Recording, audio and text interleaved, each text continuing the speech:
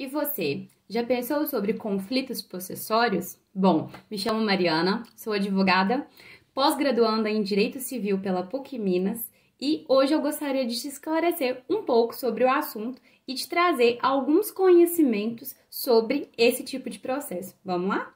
Bom, a primeira coisa que a gente tem que esclarecer, né, a diferença primordial entre os três institutos principais que a gente está falando na tutela de matéria possessória, sendo eles reintegração de posse, manutenção de posse e interdito proibitório.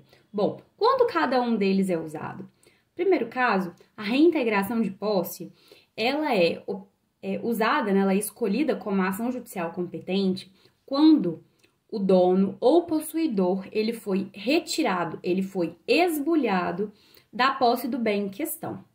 Então, exemplo, João tem um terreno, um grupo X invadiu o terreno de João. Então, João vai buscar o judiciário na busca, né, de se reintegrar, de voltar à posse daquele bem com um amparo, com um resguardo judicial. Bom, a manutenção de posse, ela é escolhida quando nós temos atos de perturbação já acontecendo. Exemplo, João tem o terreno, mas existem diversos grupos tentando invadir, mas sem sucesso, a propriedade de João, ok? E, por outro lado, o interdito proibitório, não existe um ato concreto ainda acontecendo, mas se sabe da possibilidade. Então, o proprietário ou possuidor buscará o magistrado para que ele se resguarde e tenha uma proteção legal antecipada, né, com a possibilidade de imposição de uma multa para evitar que o seu terreno seja esbulhado ou turbado, né, a sua posse por alguém.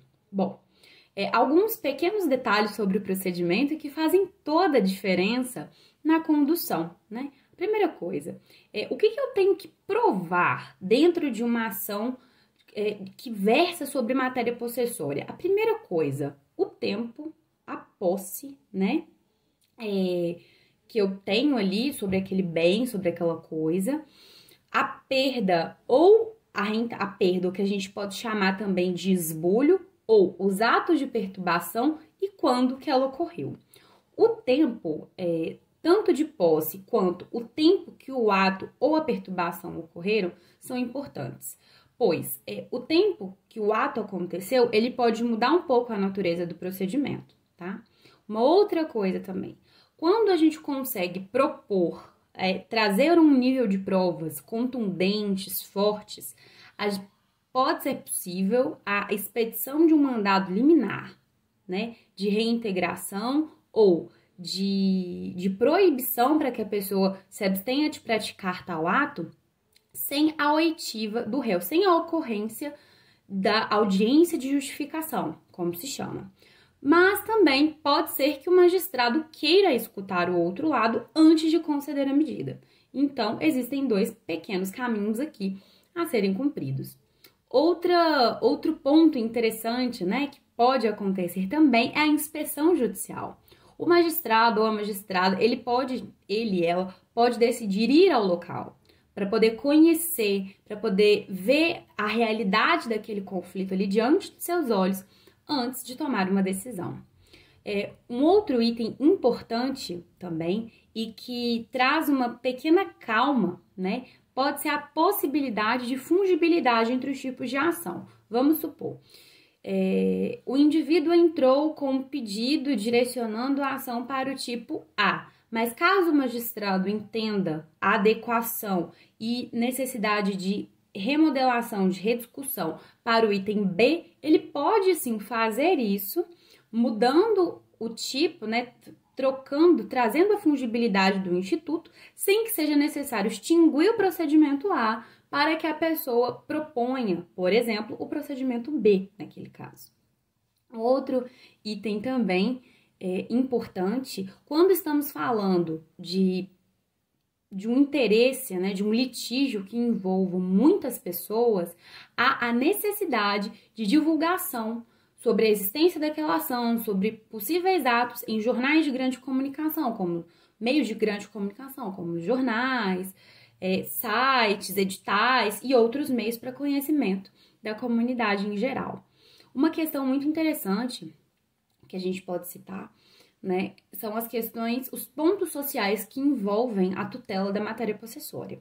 Aqui a gente está falando sobre acesso ao direito de moradia, né, sobre função social da propriedade, sobre a fiscalização do Estado, sobre terrenos improdutivos. E tem-se uma grande peculiaridade, sensibilidade dessa pauta no direito brasileiro, porque existem pontos ali controvertidos e há de se haver uma tutela, um estudo, uma adequação muito necessária, né? Para que a gente não retire alguém injustamente da sua propriedade, para que não se exponha, né? E também para que não se negue o direito à moradia e etc. para outras pessoas.